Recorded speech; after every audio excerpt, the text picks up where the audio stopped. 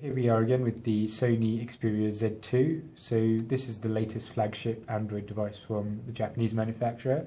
It's got a pretty large screen. That's the first thing you'll notice about this. It's actually 5.2 inches.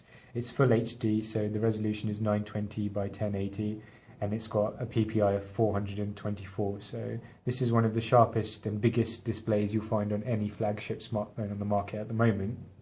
Now, in terms of processing power, it's running the Qualcomm 2.3 GHz Snapdragon processor. It's the latest series, so it's the 801 processor as well. So, in terms of video playback, in terms of web browsing, you'll find this to be, the best when it comes to anything. Performance is snappy. Yeah, you can switch between applications quickly. You can run multiple applications. You won't find anything about the performance here to worry you.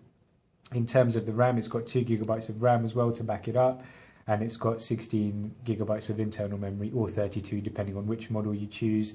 And here we have the micro SD card slot here, so you can plug in a storage for up to 128 GB SD card there. Now, Sony's gone big on this because all the features are really big, and on the back the camera is 20.7 megapixels. And it's got an LED flash and autofocus. It's got all the usual things you'd expect. So in terms of megapixel size, it's only really second to the Lumia 1020, which has a 41 megapixel camera. Here are some test shots we've taken. It is, it's a pretty decent camera.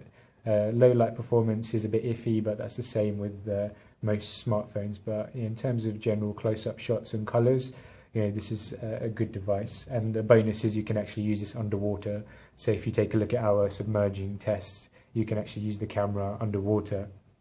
Now, in terms of the battery life, it's got absolutely massive 3,200 milliamp battery in the back. But as you can see here, this is a glass back and it's all completely sealed in here, so you can't remove it and change it. So if there are any problems, you're going to have to deal with it and get it replaced by an expert. But we haven't had any problems, and in our battery test it's been right up there with the Galaxy S5 in terms of longevity. And finally, so just a bit more on the design here. It's got a camera button here, it's got the volume button, the lock button, and as I mentioned, the SD card slot. And on the other side it's got another port here, and inside there you've got your micro USB connection for charging and moving files, and here's the SIM card slot, and there we have a proprietary dock here, so you can purchase something from Sony and use it to dock the device and charge the device as well if you want. In terms of the weight, it weighs in at 163 grams, so it isn't the lightest smartphone on the market, but it is the biggest, so that's the trade-off you're going to have to make. And in terms of connectivity, wireless connections, it's got everything you're going to need. It's got Wi-Fi, it's got Bluetooth 4, it's got 4G, NFC. So just a quick thing on the interface here, some things I really like. It's running Android KitKat 4.4.2, so it's the latest version of the OS. And Sony hasn't completely customized it to the hilt, but it has included some really good optimization. So here, as you can see, when you go to the app drawer, you can choose how to lay out the applications. So I usually choose most used, and then that brings up all the apps that I use straight away.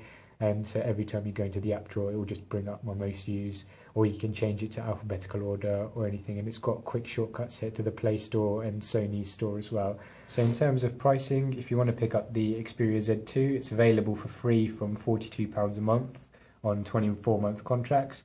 Or if you want to pick it up SIM-free, it's £550, so it is quite expensive, but considering it's completely waterproof, dustproof, it's got a good camera, it's got a really durable body here as well, got a big screen.